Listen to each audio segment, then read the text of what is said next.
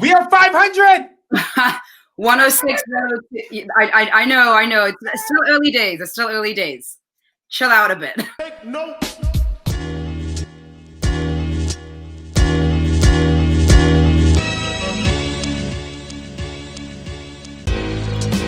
Big Mitch. We're here. My man, It's different this time. What's up, guys? 106, 102. I think we showed tonight that we can play that 48-minute game and close out at the end of the game. Close out at the end of the quarter and close out at the end of the game. Third quarter, I thought was great for us too. The third quarter, a lot of times is where, as Knicks, we end up, we fall back. That's where they score, they get a 10-point lead and then it's over. That happened for us, I think. Did that happen I think that happened in the last game. It happened in the last 10 seasons. I know. But I'm saying specifically with the Pacers, I think that it happened in the last game also.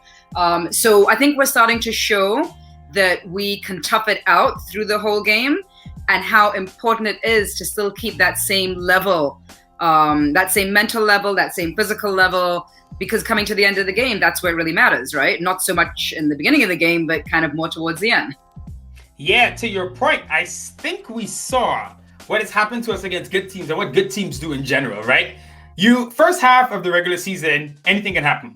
But good teams usually take that step forward. And when that happens, right, bad teams usually fall apart. If you see it happen to the Knicks, like I just said, the last, not 10 years, but last 5-6 years. Mm-hmm. Now, against the Bucks, we were blowing them out early. They played really well in the third quarter, and we held on. We barely lost the lead, if at all. Ended up blowing them out still. Tonight, again, tight game. We come on the third quarter, and it's not the third quarter of doom anymore. It's the third quarter of success. Because it's 2021, people. It's time to manifest. It's time to manifest.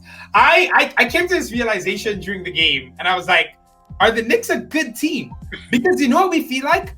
We just feel like a good, solid team. Tibbs is coaching. He deserves so much credit. And I have to go back. We spoke the last couple of years about he who shall not be named. And we're looking at the team and we're like, we're not seeing any kind of cohesion, especially on offense, right? You could go back on our channel. You see videos of us just being like 25 games in. Hey, what's the plan? 50 games in. It feels like they don't know what they're doing.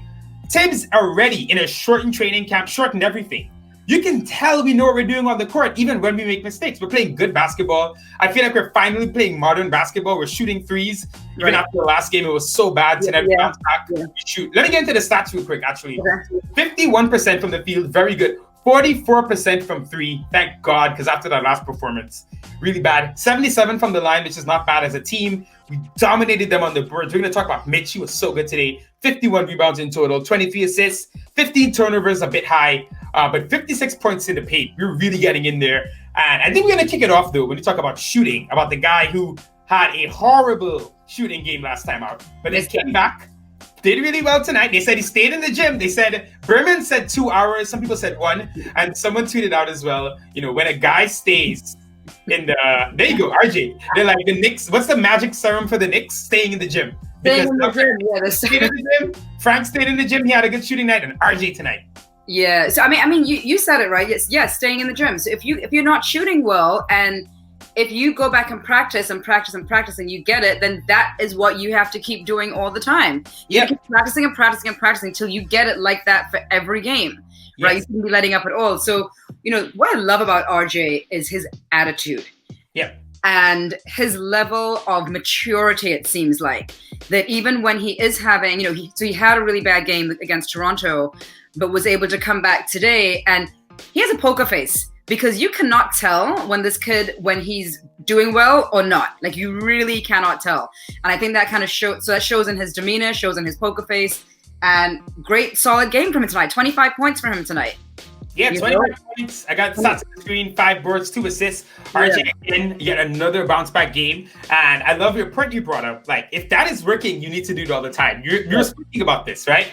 The whole idea that like guys have bad shooting nights, so they spend some extra time shooting, and then the next game they're shooting way better. Right. It's repetition. Gilbert Arenas spoke about this, right? He spoke about how the fact in the offseason, players go crazy. They shoot 2,000 jumpers a day.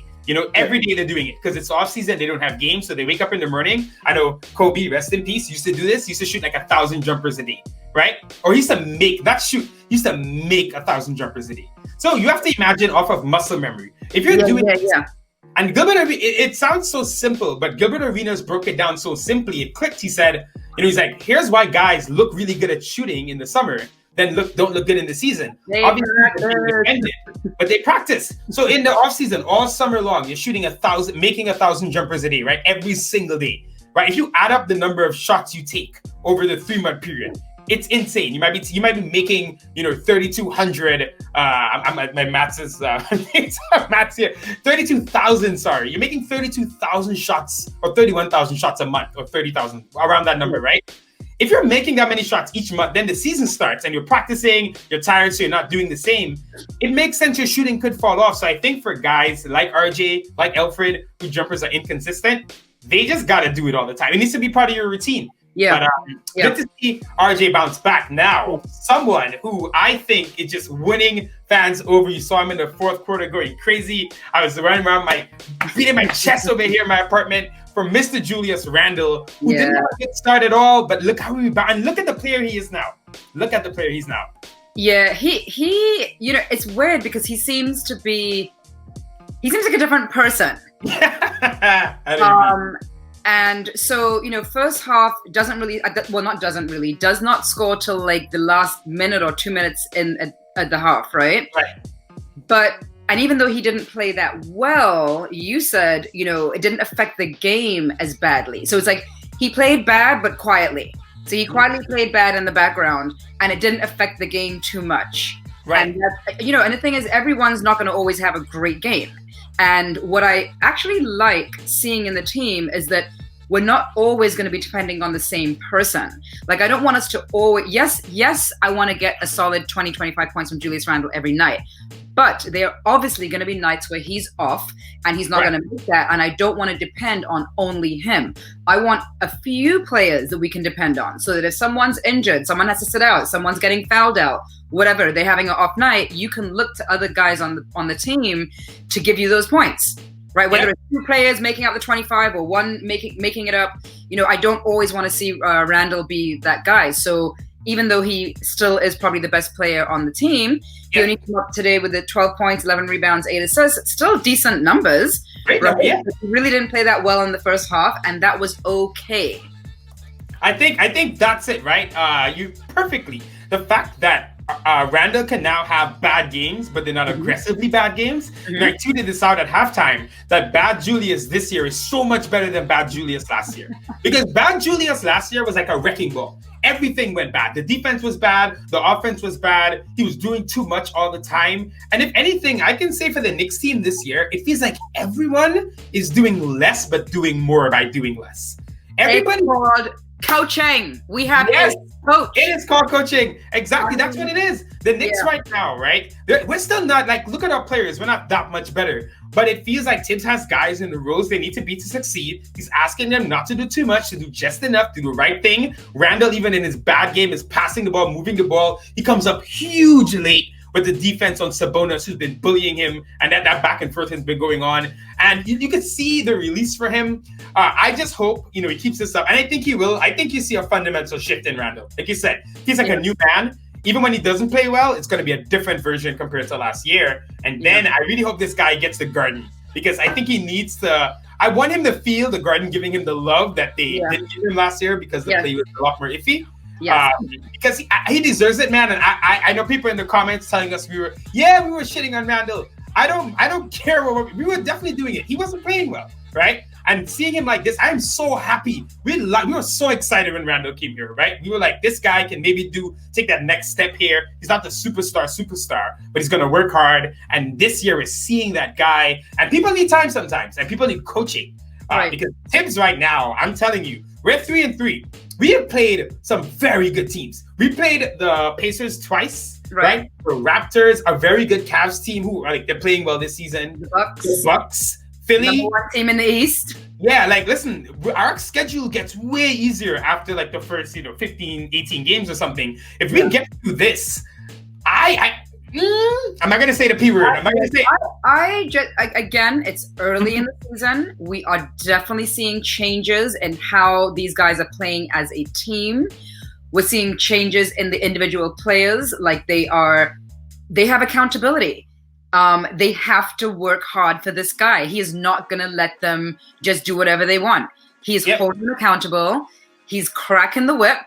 And we're seeing the results. We are seeing the results. We finally have a coach, like a legit coach, who is up their ass. He's running up and down the sidelines with them. He's in their head. Yeah. He's running his mouth. I think he got a technical tonight. I think he got a technical foul tonight because they were talking about. He got a technical foul tonight. But I am just so you know what it is. So what I want to see is the team gradually getting better, and that's what I feel I'm seeing. I'm not like, oh yeah, they're great. I'm like, let's watch this grow. Let's watch this grow and gel together and start to work together. Austin Rivers, I'm sorry if I'm jumping ahead, but I wanted to. Let's jump. Oh, there we go. Okay, so great. Yeah. So, in the first game that he played with them, he had not played at all with them. No training, nothing. And I was like, how do you do that? But you were like, well, he's a vet, so he can come in and do that. And it showed tonight. He knows what he's doing. You saw his tweet, right? That he said that he doesn't normally say stuff like this. Yeah. I think it was an Instagram message. But after the Raps, so let's just wheel it back for a second. Yeah. Austin Rivers is signed that ridiculous contract, by the way, which still makes no sense. He's making $3.3 million each year for the next 3 years. It's crazy. Regardless, right? He gets here, and we're all kind of like, okay, cool. Austin Rivers, he's a pro. He can score. He gives that interview in training camp, and all of a sudden after he talks in training camp, you want to run through a brick wall for this guy, right? A lot of the players these days are young. They don't really know their history. They're not like basketball heads, so to speak.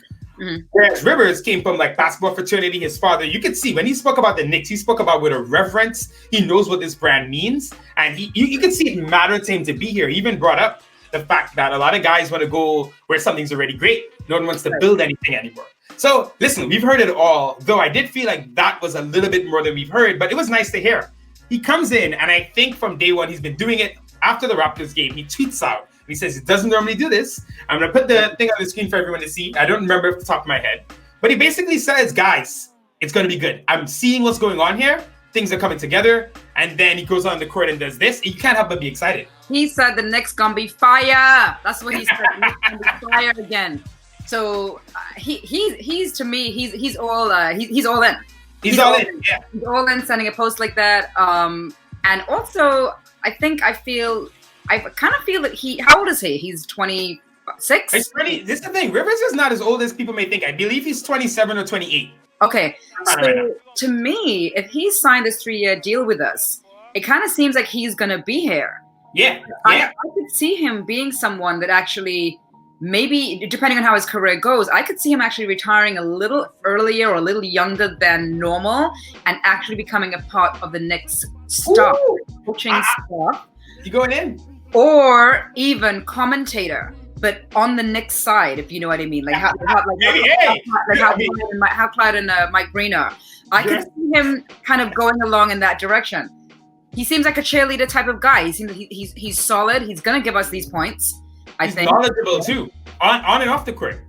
Knowledgeable, high basketball IQ. You mentioned his dad. I could definitely see him sort of following somewhere in his dad's footsteps in that way. So I like him as a piece for us. I'm liking what I'm seeing from him. He's bringing the leadership. He's bringing the veteranship.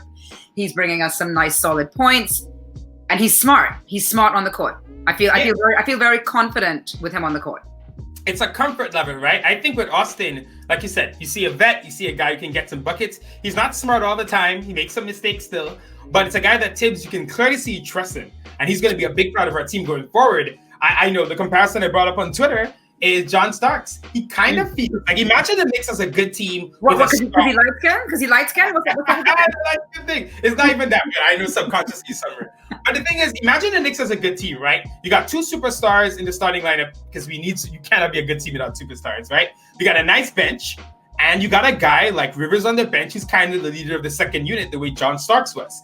You can see it happening, right? J.R. Smith was that guy for us that year. Yeah. Not to say he was any kind of leader like that, but he was kind of like the main guy. with that second unit at times. So I really, really see Austin coming into this role. He wants to be here. He really believes in it. And we got so many weapons. And it feels great to say that for a Knicks team. When you think of Obi hasn't played, IQ comes back tonight. We're going to talk about him and Mitch soon. Burks, who's been one of our best players, has not played the past. Nice points. Solid points. So when you look at the team, right, and you start saying, wait a minute. So this game happened tonight and, Obi didn't play and Burks didn't play. Right. And you imagine what that team is going to look like when Burks and Obi are playing. Right. Which goes back to the point that I made about not depending on the same guys all the time. Exactly. We've always done that. It's always been, Melo, give the ball to Melo. You know what I mean? It's always been like just only a couple people that could really give us points. Yeah. And we need to get away from that. And I think that's what the good coaching is doing. Get away from only we can go to these couple of guys.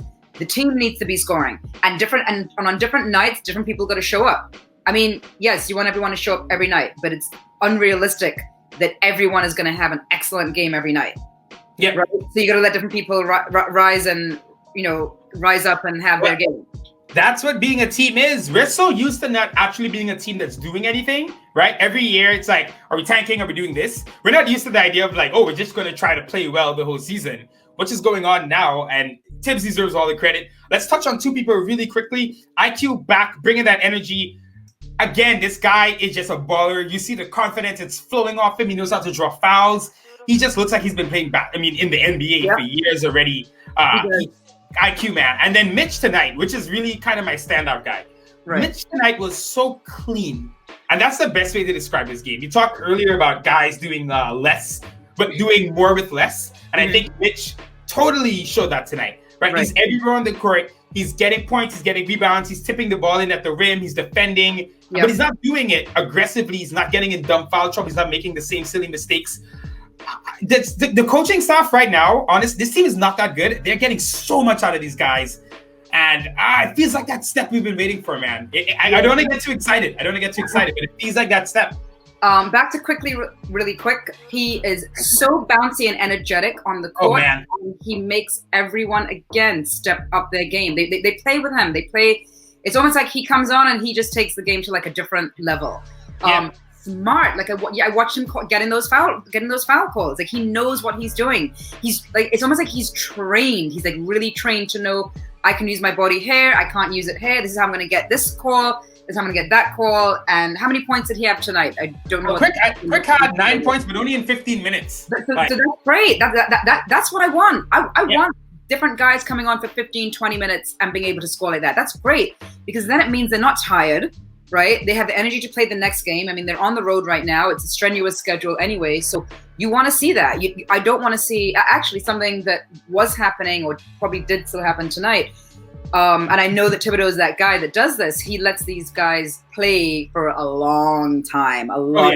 He lets guys play. Randle a couple games ago played like 44 minutes and someone else 38 minutes. And I'm like, wow, Tibbs really is like, no, you're staying out there. You're going to play. They might not be used to that.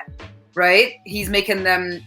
He trusts his guys. He said you got to be conditioned, right? He trusts his guys. I will say, to give Tibbs a little bit credit regarding the minutes, we've been very short-handed the past couple of games. Guys just missing. I think 8 players. We had to play a rotation of 8 players. Yeah, exactly. So I kind of want to see, with Burks coming back, Obi coming back, and eventually what happens with the rotation. But listen, guys, we are 3-3, and we're playing some good teams.